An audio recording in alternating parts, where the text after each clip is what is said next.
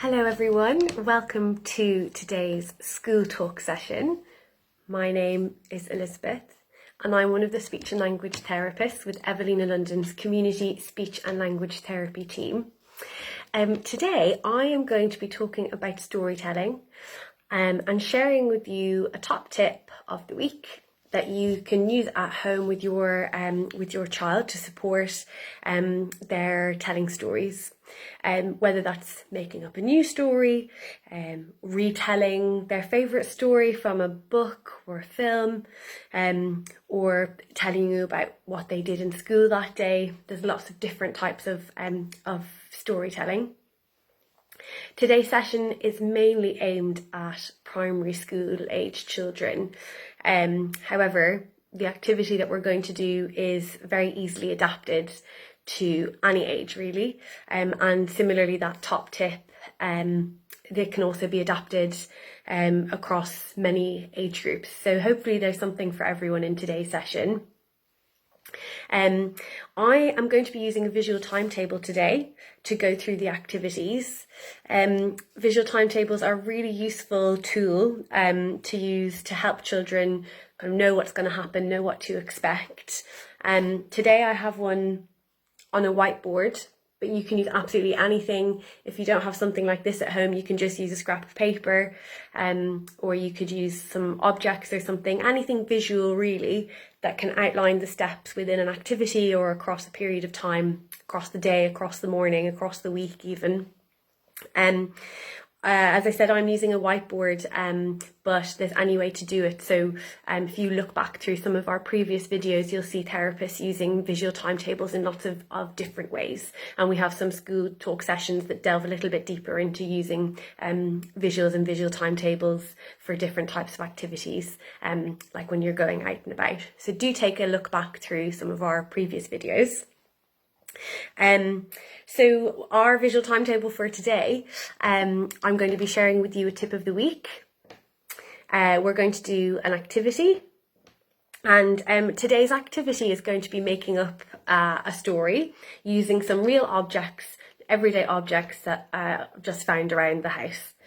So listen along with me today if you like, and then you could maybe try out something similar at home or in school if you're a teacher or TA watching today, with your own selection of objects and with your child or a group of children that you work with. After we've finished the activity, I'll do a bit of a recap or a summary of what we've been talking about today, and then we'll be finished and we'll say goodbye. So our first top tip of this week, this week's top tip is to tell stories to get stories. And there's a couple of ways that we can sort of use this tip, I suppose, when interacting with children. There's a few different ways we can use a tip like this to tell stories to get stories.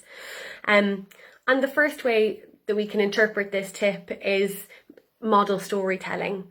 Children need to hear story structures and examples from other people, so that they can kind of feel confident and get those skills in telling stories themselves. If they've never heard a story, or if they haven't heard lots of stories, it's going to be difficult for them to know how you tell a story.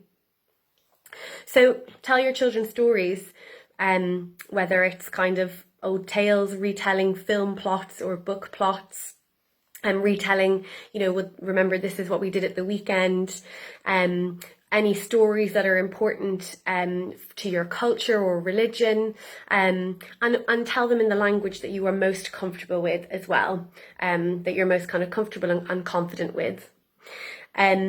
A few weeks ago, Lauren, one of our SLTs, did a school talk session about using visuals to help your child share their news about their school day.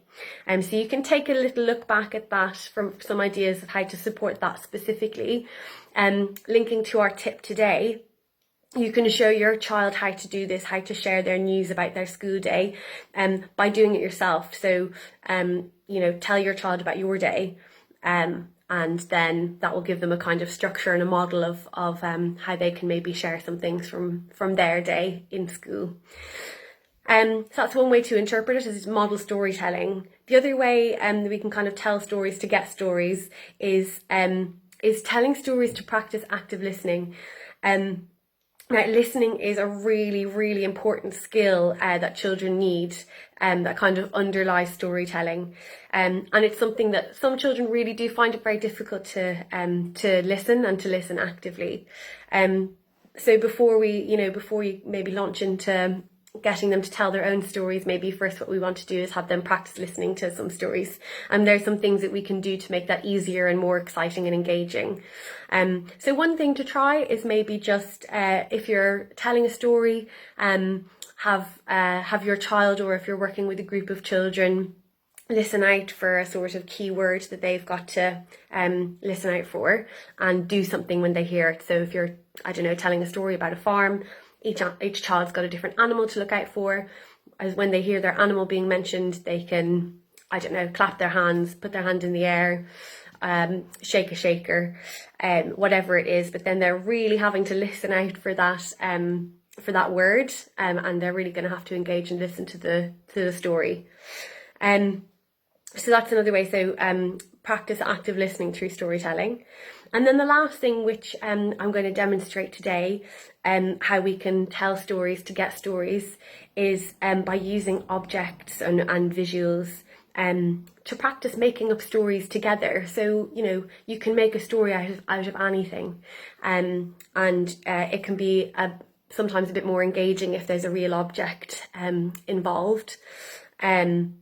And it's all about making up a story together. So today I'll just be making up one myself. But if you're doing this with your child or a group of children, you can really get them to kind of come up with some of the ideas themselves, and make a story that they're going to really enjoy. Maybe it's a bit silly and they've come up with the ideas themselves. So that's our top tip for the week, is to tell stories to get stories, and some ideas of how you might interpret and apply that. And with your child at home, or children that you work with in school settings. So our tip of the week is finished. So I'll give it a wipe there. And next, it's time for our activity. So as I said, our activity this week is making up a story with some objects that I've gathered from around the house. So if you're listening with your child now, I'm going to show you some of the objects that I found for the story today. So I've got a stuffed giraffe. There he is. I've got an orange.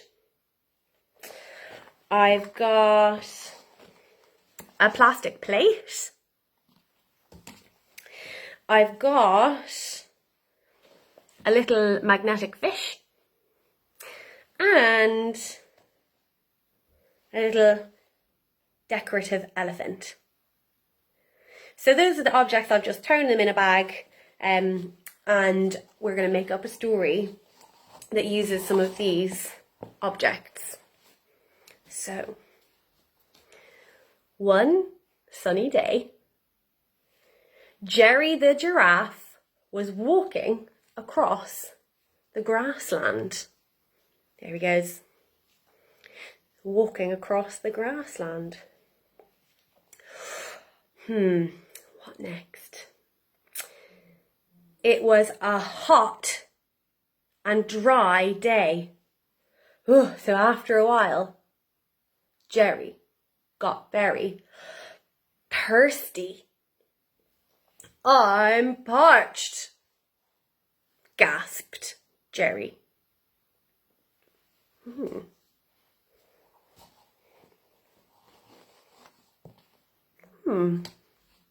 Just then, as if by magic, a mysterious pool appeared in front of Jerry. This is just what I needed, exclaimed Jerry, and with a big gulp, he drank the entire pool. But just then, Jerry started to feel a bit peculiar or a bit strange. Like that pool wasn't full of water after all. Now let's see what else I've got in my bag from what happened next in our story. Oh, I've got the little fish. I've got this little elephant as well. I wonder, should we use the elephant next or the fish? Let's use the elephant. Let's use the elephant next. Suddenly, Jerry started to notice his long neck was shrinking. And his nose was getting longer. And all of his spots were disappearing. And his ears were getting bigger. Jerry was shocked to find he turned into an elephant. Oh no! Maybe our fish can come now. Jerry, now an elephant, saw a little fish flopping about where the pool used to be. And the fish said, "You must find the magic orange tree to turn you back into a giraffe." And poof! The fish disappeared. "Oh, what is this magic orange tree? What nonsense is this?" cried Jerry. But just then, far away in the distance, Jerry saw a little glimmer of orange.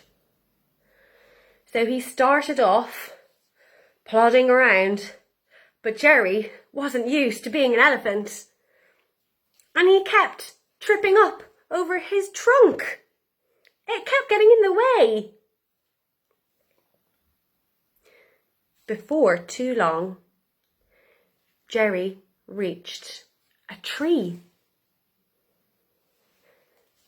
with one single orange right at the tippy top of the tree.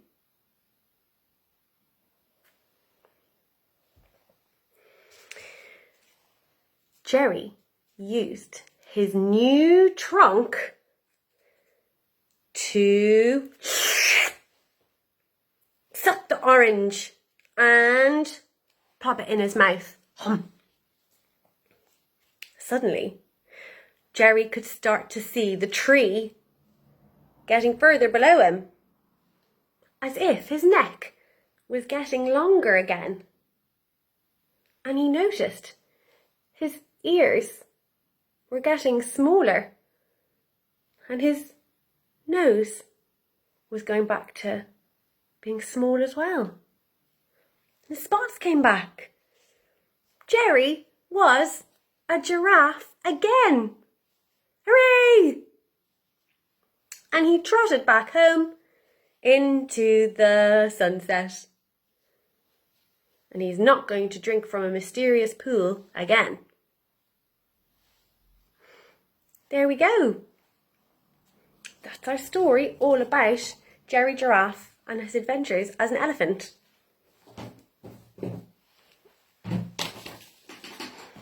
Okay, so that was just one example of how we can use just a selection of everyday objects to make up a story. So our activity's finished. I'll just summarise and go over what we've talked about today.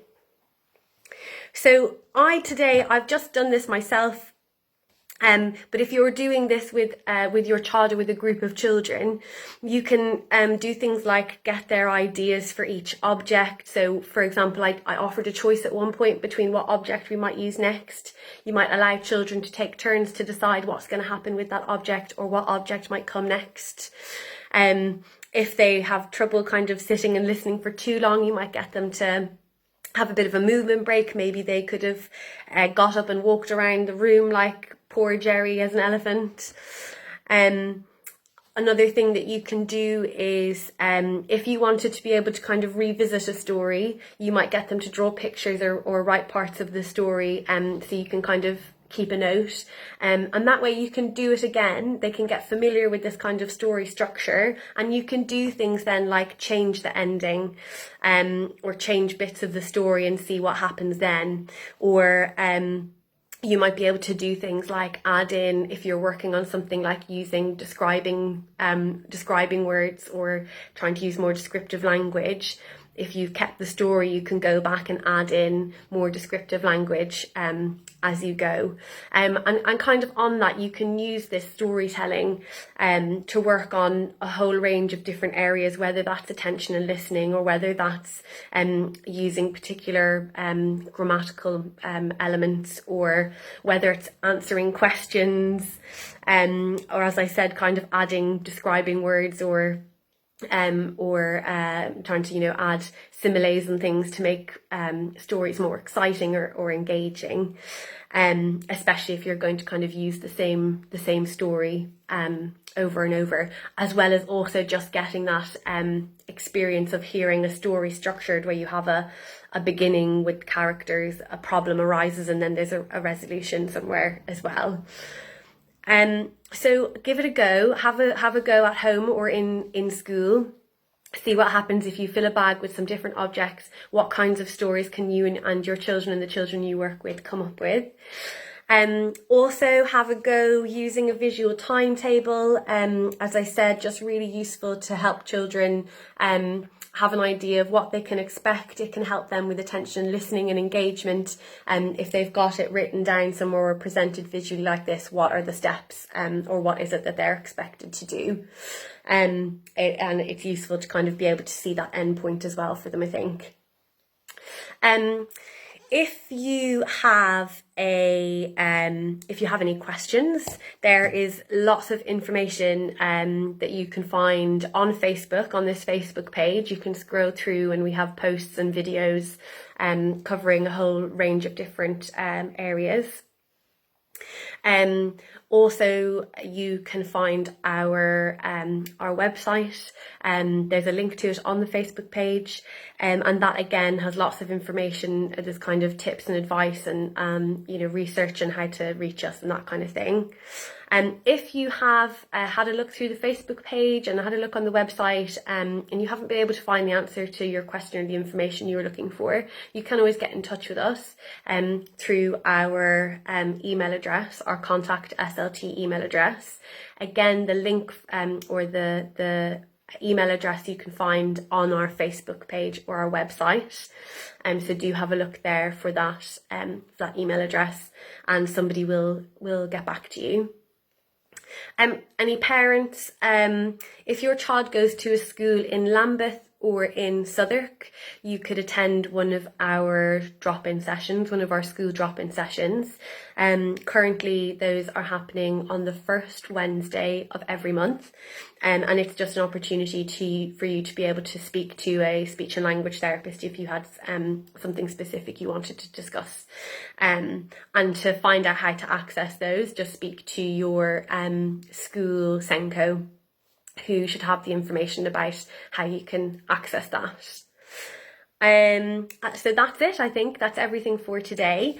Thank you so much for joining me, and enjoy getting creative and making up some stories at home, and we'll see you next time. Thanks. Bye.